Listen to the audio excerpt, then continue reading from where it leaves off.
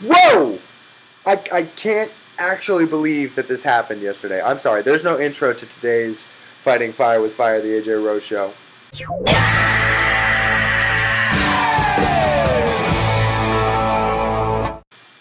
But we are talking about Chris Paul and the would-be trade to the Los Angeles Lakers that happened, was put on hold, and then canceled and vetoed by NBA Commissioner David Stern. I am still reeling about this.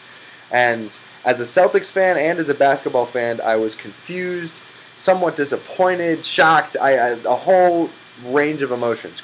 So let me break the trade down for you. It was a 3-team trade between the Lakers, Hornets, and Rockets. What ended up happening was the Lakers were going to give Pau Gasol and Lamar Odom to the Hornets in exchange for Chris Paul.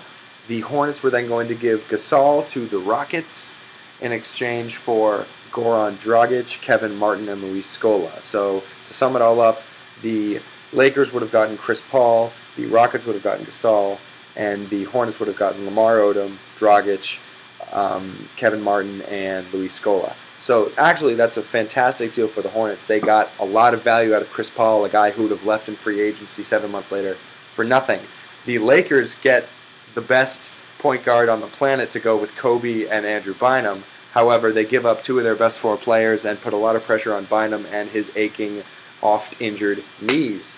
And then the Rockets finally get the big man to replace Yao that they've been looking for. Like, it was kind of a cool trade all 3 ways. As a basketball fan, I liked it. And it made the Lakers a lot more interesting because that could have worked and won them the title, or it could have totally failed. And then David Stern said, no, this trade is not happening, and I'm vetoing it because I'm the commissioner. And there were several reasons for this. One is because of a letter that Cavs owner Dan Gilbert sent to David Stern talking about how if players are able to dictate where they want to go, then they're going to constantly want to go to the big market teams, meaning that all the small market teams are essentially the Washington Generals, aka the team that always loses to the Harlem Globetrotters, like their fate is sealed. Now, while I partially agree with Dan Gilbert that it's screwed up that all these players can dictate where they want to go, it is not in Dan Gilbert's best interest to send that, because now David Stern, he just lost control. I don't know why he let Dan Gilbert, a really volatile owner, influence him so much over this decision. I think Stern just feared losing control of this league, and he doesn't want the players really dictating who's going to win each NBA championship. He still wants to be the commissioner. The other wild card that's thrown in here is that the New Orleans Hornets don't have an owner.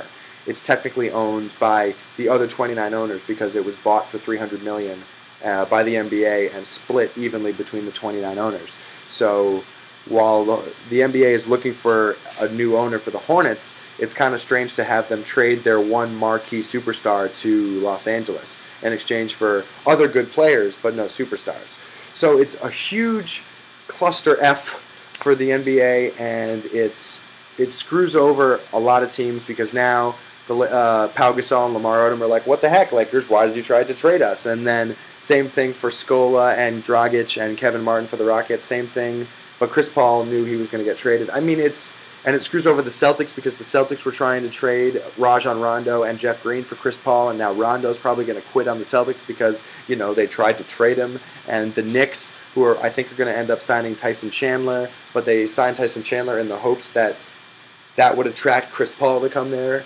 And it screwed over 5 teams in one deal. And now I don't think Chris Paul can get traded anywhere because if you're another team, why would you want to trade with the Hornets if David Stern can just go, no, this trade is not happening, I cancel it. So Chris Paul is probably going to end up having to play the season out in New Orleans when he should be traded to a contender and, help determine who wins the title. So as a basketball fan, I'm really disappointed in David Stern. As a Celtics fan, I don't know what to think because I'm not sure whether that trade would have worked out for the team I hate the most, the Lakers. But it makes this NBA season that much more volatile and up in the air and confusing, and I just want it to start, and I want to watch some basketball. I honestly just want the Celtics to do well, and I want the NBA to have a really good season, and I think the Heat are breathing a sigh of relief because now Chris Paul and Kobe aren't together on the same team, and the Heat remain the prohibitive favorites to win the title. We're still not sure where Dwight Howard's going to go, but I don't think anybody... no. Wrong. He asked for a trade to the Nets, sources say. But sources say a lot of things. Sources say Chris Paul was going to get traded, and then David Stern vetoed the trade, so who knows.